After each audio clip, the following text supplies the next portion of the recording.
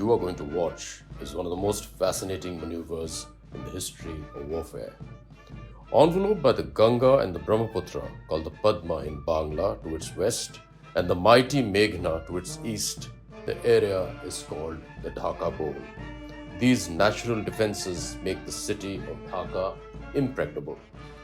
Capturing Dhaka was not in the initial war plans of the Indian Army for the liberation of Bangladesh. If you look at the map closely, the forecorps of the Indian Army was commanded by General Sagat Singh, and he was mandated to liberate the area east of the River Meghna, which at sections is 16 miles wide. Now, this was a fast-moving battle that technically started on the evening of the 3rd of December 1971. By the 5th December, the 57 Mountain Division, commanded by Maj Gen Ben Gonsalves, fought a division-sized battle to capture a heavily fortified border town called Akhoda across Agartala in Tripura. The 8th and the 27th Division of the Indian Army, commanded by Major General Krishna Rao and Major General Rocky Hira, were also moving quickly. In the Bay of Bengal, India's aircraft carrier INS Vikrant used its Seahawks and Alizé aircrafts to bomb Cox's Bazar, Chittagong and Khulna, starting the 4th of December morning. And finally, on the 7th of December, the Indian Air Force's 28th Squadron, flying MiGs out of Borjhar, cratered the Tejgaon runway such that no fighter aircrafts could take off or land. With the adversary's air force grounded, the forecorps of the Indian Army closed in on the banks of the River Meghna deep into enemy territory. The Indian military was racing against time and did not want to be stranded behind enemy lines with the possibility of a UN-mandated ceasefire being announced. There was this urgency to race and meet its objectives. What happens on the 9th December morning is one of the most audacious military maneuvers in the history of warfare, directed by the legendary Lt Gen Sagat Singh, one of India's finest combat generals. Hear this riveting story from an officer who fought the war, Major Chandrakant, Veer Chakra. I would want to dedicate it, first of all, to the people of Bangladesh, because this is really their story. They're freedom fighters, and most of all, to their women, who contributed a great deal and suffered the most. That famous photograph of a woman freedom fighter arriving with a gun in one hand and two children holding their hands to receive us after our heliborne crossing. And the kindest thing she did was she also brought a pot of rice for us. This is also dedicated to all the officers and men of our three armed forces, Army, Navy and Air Force, whose story this is. It is not my personal story, it is the story of everyone. I had no clue as to why I was called back. Absolutely no clue. In fact, at that point in time, I was more or less certain that it had to do with our mission towards Commila and Chittagong. That appeared to be a logical explanation for our being called back. When I got back to the stadium at about 12:30 and met my CO, he tells me, he says, Chandrakant, the battalion has to cross the Meghna River. I was shocked because we had no means of crossing the Meghna. My immediate reaction to him was, I said, sir, I know that General Sagat has immense faith in the battalion, but there is no way that we can swim across the Meghna. We can't do it. It is a point blank no. He tells me, no, we are getting helicopters to cross the river. That is the first time I or anybody below heard. Then he tells me about his having gone across for the reconnaissance across the Meghna. And then he asks, he tells me, I said, so when do we cross, the administrative requirements to be done? He said, 4 o'clock. I said, sir, it's already 1 o'clock. The battalion is still assembling. And a helicopter means, see, a battalion has got, platoons, sections and all. You got to make helicopter loads. So my first reaction was, I said, sir, and it also tells me that you will be leading, your company will be the leading company. I had some experience of helicopters, so I knew what the problems were and how many men could be carried in each helicopter. So I immediately issued the orders to the rest of the troops and the other officers. I told them, normally the helicopters meant to carry 9 to 10 troops. I said, in this case, I think we should be able to carry 13 men. The load tables have to be worked out, which ammunition, which weapons go with each helicopter, so that when you land up there, even with the smallest force, that smallest force is homogeneous. It should have all the weapons available to take on the enemy should the enemy attack. It's just not the foot soldiers, the machine gunners, anti-tank, everything has to go as a thing, including the artillery. So the load tables had to be worked out. The orders had to be given to the men. We had to make some arrangements. We are going deep behind enemy lines for some food or whatever they could carry with them. So on the 8th, Sagat had decided that he is going to now go for Dhaka, which was not a part of his remit. Tell us about that. I would say, as far as his objective was concerned, he had achieved it on the 8th itself. And it is on the 8th itself that he had decided that he was going to cross the Meghna. We, of course, did not know of it. From the north, right down to the south, had been cleared of Pakistani troops, except for a pocket in Commila. I think on the 8th, that sometime he took a decision that it would be possible to cross the Meghna the next day. We have to also remember that after the Sylhet crossing on the 7th, 8th night, Chandrakant Singh had gone back to Jorhat, which was his proper place. It's only sometime in the midday 8th that he came back to Tripura. And that is when Sagat must have told him of his plans of crossing the Meghna by helicopters. And about, I think, 1:30 or 2 o'clock, Elliott helicopter lands at the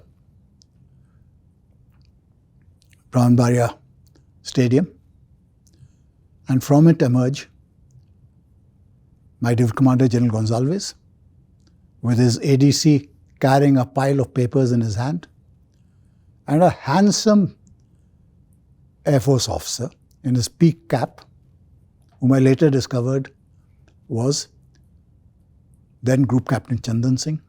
Chandrakant Singh, according to his own account, says he had no role to play in the war of Oko.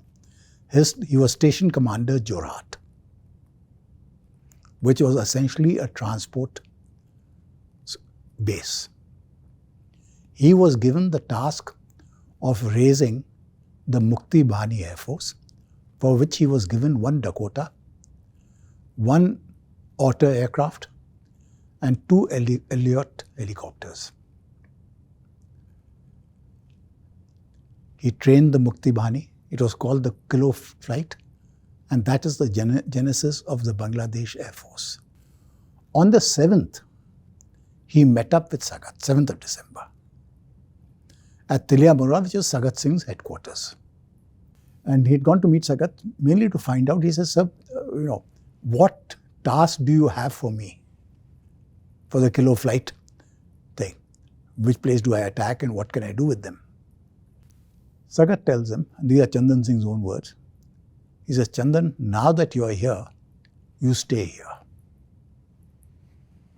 Obviously, Sagat had everything pre-planned and in his mind. I met Chandrakant Singh. And because at that time he was the only Air Force officer, there were no other helicopters there. So one or two things I wanted to find out from him directly was, how many men per helicopter? So we could tell the men, break them down into that groups. Because it was not only our soldiers, we also, because we are operating behind enemy lines, we had a lot of local Bengalis to carry our extra ammunition. He said 17 to 18. I was a little shocked. You could see that, because the normal load is about 9, and here he's putting double the figure, and that too, troops heavily loaded down with ammunition. He said, son, don't worry. The stadium is large. It has adequate space for these helicopters, after they are loaded, to taxi and build up speed. By build up speed, they will also build up lift. So they will be able to carry double the load. Now, this next 2-3 hours were spent in a hectic, making arrangements, giving orders, the whole host of administrative things required. One of the things that we had to warn our men again and again, unfortunately because we had some experience, was the tail doors of the helicopters that had been removed. And the normal circumstances, this Mi-4 has a helicopter has a door just behind the pilot's seat. So you enter from the side. But to hasten the quick entry and exit, the tail doors, boom doors, had been removed. So it was like an open-ended truck. So you had to get in. But you have to be careful, because you have the tail of the helicopter, and on that is mounted the rear rotor. Should by mistake anybody go close to the rotor, you can get hit and killed. And the maps had to be distributed. Now, when I saw the maps, it wasn't just across the Meghna. The maps even showed us Dacca. I said, my God, what has Sagat got into? But how would I say, we were young, maybe even foolish. We were actually quite happy about it, though we were going into enemy unknown territory.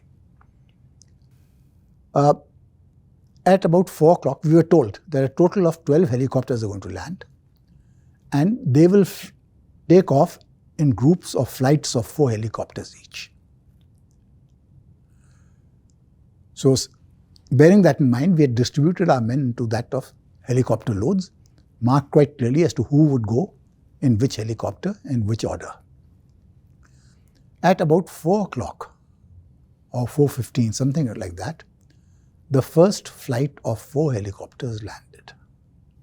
These are Mi-4 helicopters of Russian make.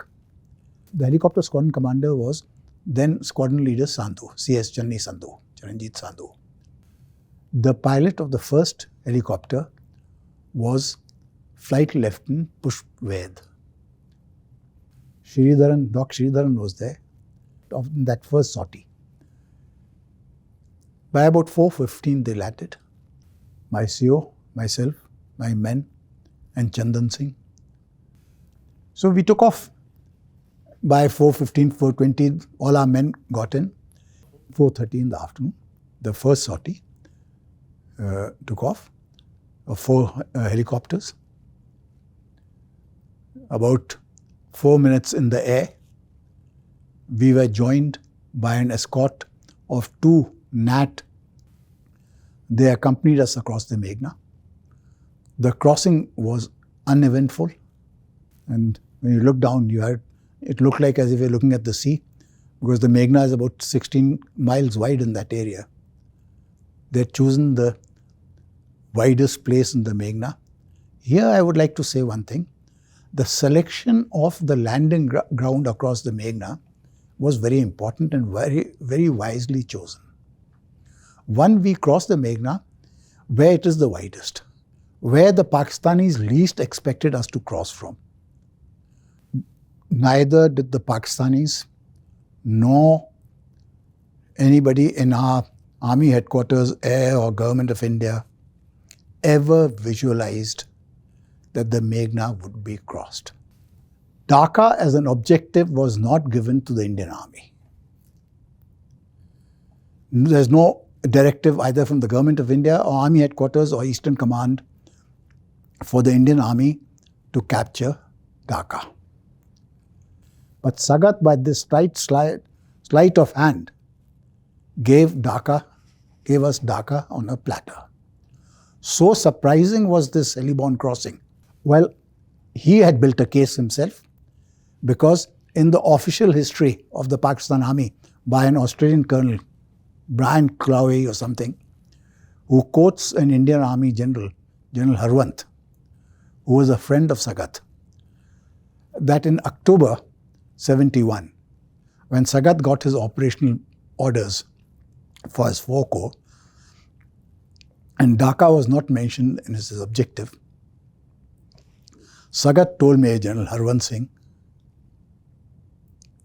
that he was going to go for Dacca, and in his mind he was quite clear. And it's only on the 7th of December at Commila, when General Arora visited him in Commila, when Sagat told Arora, the army commander, that his troops are closing on the Meghna and he intends crossing it and driving to Dacca. Sagat says, I am the corps commander. I am carrying out all the tasks that you have given me, and I can also carry out, I have the independence and the responsibility to give you, the words he used was aim plus. I'm giving you the aim, plus I'm giving you something more. Now, that is selecting of our landing grounds across the Meghna at Raipura. Raipura was selected because it is there where the river is the widest. It's got 4 or 5 streams, a total width of 16 miles. That's 25 kilometers. And it is about 12 kilometers or 12 miles south of Behra Bazar, which means any reaction by Pakistani troops to interfere here would take 3, 4, 5, 6 hours. So the initial landings would be free of any interference from the Pakistanis. So that is the reason why this place was chosen. In 3 or 4 hours, once you have landed, you have time to disperse and get into a defensive position. And we were also out of artillery range of the Pakistani troops at Behra Bazar. In Behra Bazar, a similar situation prevailed, but with a little twist. When we crossed the Meghna on the night of the 9th, one of my own troops, my battalion company, losing its way, went and hit Behra Bazar from the south. Now the Pakistanis had been hearing this movement of helicopters from 4 o'clock in the evening on the 9th and the whole night. So they probably thought, and that's what they said, that a whole brigade of ours had crossed over and they were being attacked from the south.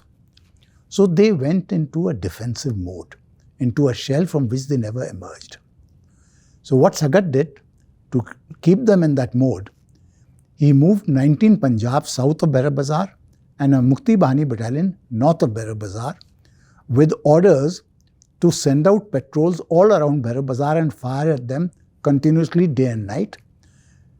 During the day, our Air Force would bomb Behra Bazar, the fighter bombers, and at night, our transport aircraft would bomb Behra Bazar. Now, Shammi squadron of tanks, reinforced with 3 Pakistani tanks of the same make, PT-76. PT means Palavusha tanker, which means amphibious tank. Russian tank. Light tank, very good, useful in the type of terrain that we were in. Now, we had gone across. Now, infantry, you see, these are all mutually supporting arms, tanks, artillery, and infantry. One without the other is like a man without one hand. We had gone across. We knew the Pakistanis had some Shafi tanks, a squadron of them in Dacca. One squadron had been wiped out at Boira, but they still had one squadron at.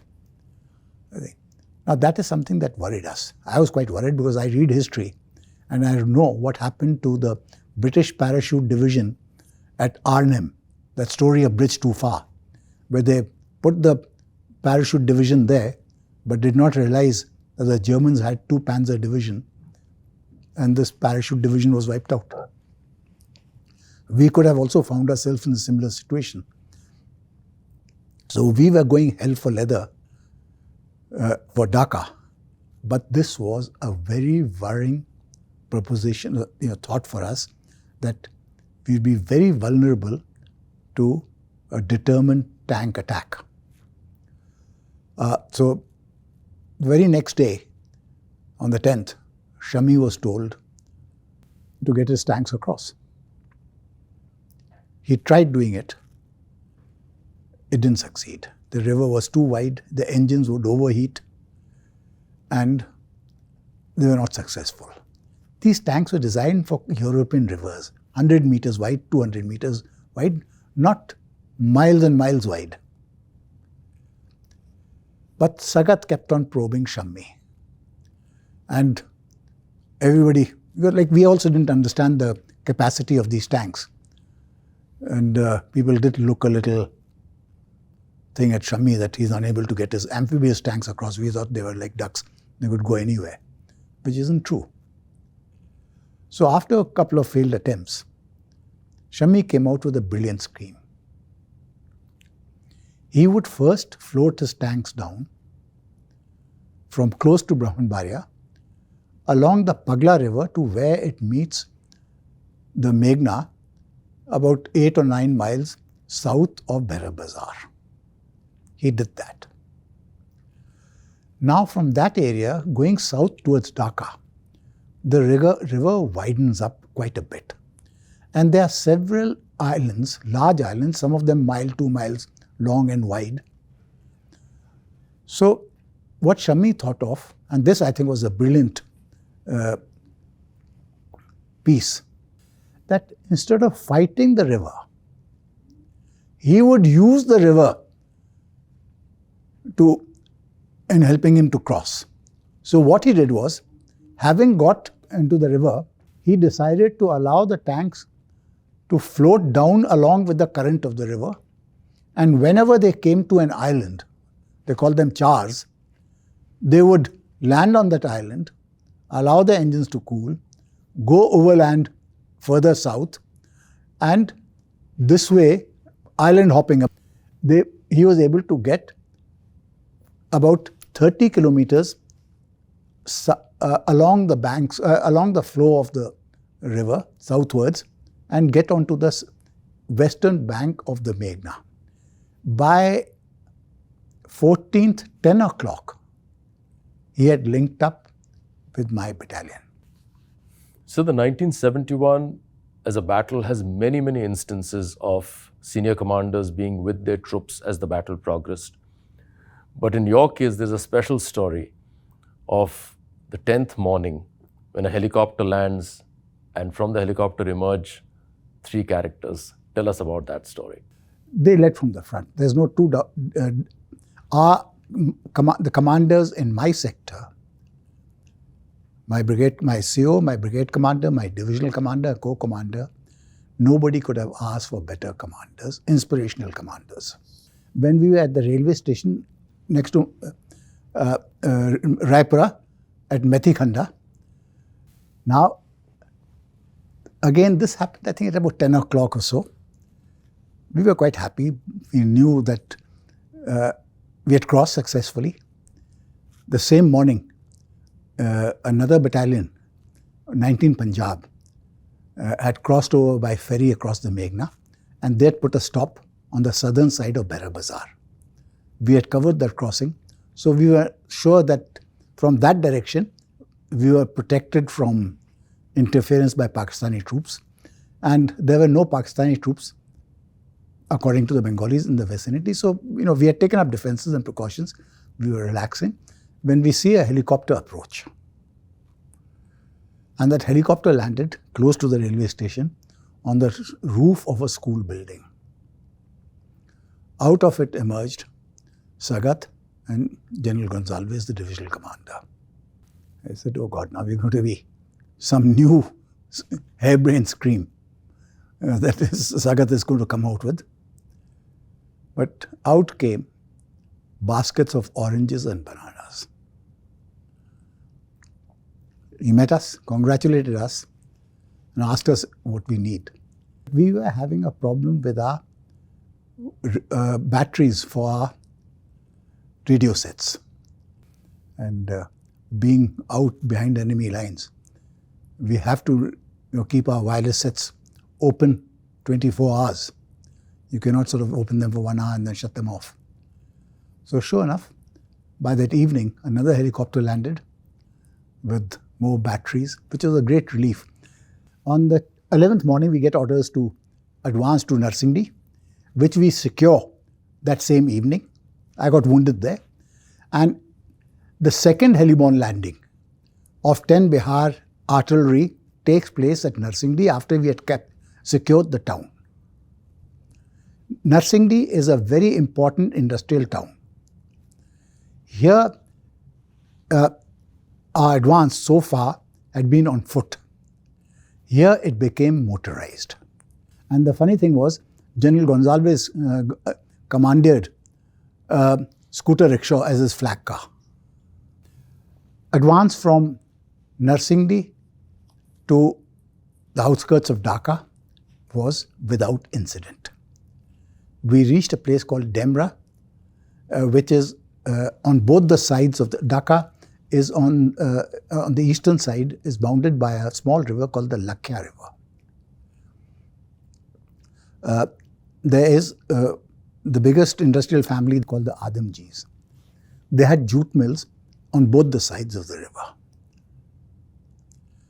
The Pakistanis were defending, they had the defensive positions at these jute mills, Adamji jute mills. 13th, we were joined by our artillery. Sagat ordered the artillery to open fire on the Dacca cantonment. The first round from a 75mm mountain gun was fired by Colonel Behel, the 65 Mountain Regiment. Shammi appears with his 12 tanks, 2 he had lost earlier, and joins up with us. Now, this is very important for us. See, we were on the outskirts of Dacca. We had already occupied parts of Gulshan town, which is like the Vasant Vihar of Dacca. Our artillery OPs were there. But we knew the Pakistanis had tanks there. That much we knew. Shafi tanks. His arrival of those tanks and the use in the next couple of days in Dacca, my own reading is it hastened the Pakistani decision for surrender. And there's a beautiful picture which shows the Shammi's tank. When I say Shammi's tank which he had captured from the Pakistanis, the photograph is quite visible, the white band around the turret and the markings in Urdu, firing at the Pakistani positions in Dacca. So it was sort of an artillery fire, arrival of tanks, air bombardment of the governor's house. This operation would not have been feasible without what those helicopter pilots did. They were all young men in their 20s. What they achieved, I don't think anybody has achieved.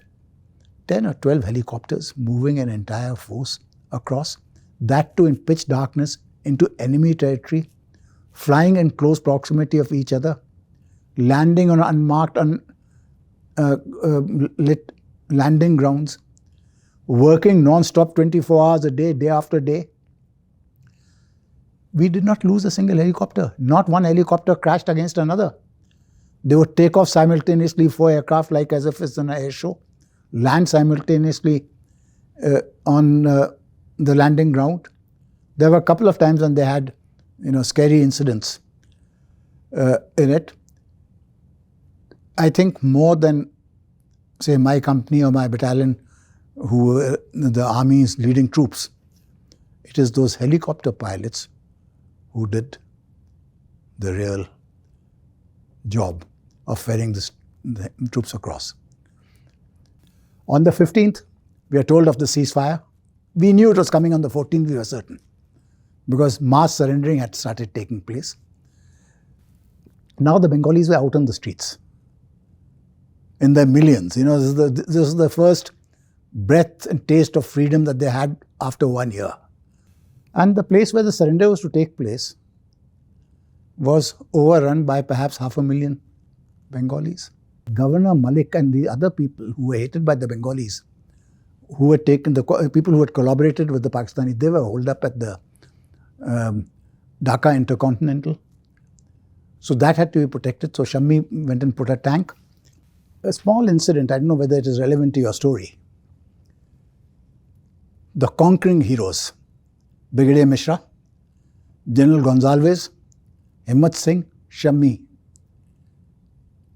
whose troops are there at the thing. You don't see them in one surrender photograph. Good soldiers. The day the war began, that day, on the 1st, they had been playing golf in Agartala. They said the next game will take place in Dhaka. So instead of going for the surrender, they went to the Dhaka Intercontinental. They were ushered into Bhutto's suite. They shaved, bathed, but before they went there, Himmat went to the Pakistani prisoner of war camp, released all our prisoners who had been taken of my company, and they were playing golf while the surrender and the photo op was going on. During the surrender ceremony at that time, I had been wounded at Narsingdi. I was in the hospital in Guwahati. On the 22nd, I managed to get a lift from Guwahati to Dhaka. When I get there, I see some Bengal Caribou aircraft which had come from IF Caribou aircraft, which had come from Calcutta. It was carrying the Bangladesh government in exile, led by Mr. Tajuddin Ahmed, returning to Dhaka. But the important thing is, this is about midday. That same evening, Sagat calls on Tajuddin Ahmed. He says, this is your land, your country, and your government. Most of the Indian army started withdrawing immediately after the surrender. In Dhaka itself, Sagat also went off sometime in the beginning of January. My battalion and some other troops were left in Dhaka. My battalion was detailed to give the guard of honor to Sheikh Mujibur Rahman. And I was detailed to look after the security of the airport when he landed, because again we expected millions to land up to receive him. Sagat rescinded the order for the guard of honor. He said, let Mujib be given a garter by the Bangladesh army. I was there to receive him. I was lucky to have met him when he returned on the 10th of January. These are moments in life that you live through when you have a hero like Mujib return to his own country and the jubilation. My battalion was the only one left in Dhaka. We stayed there to give the parade to Mujibur Rahman at the Dhaka Stadium on 12th of March. We gave the parade, and that brought to official close to the Indian Army's mission in Dhaka.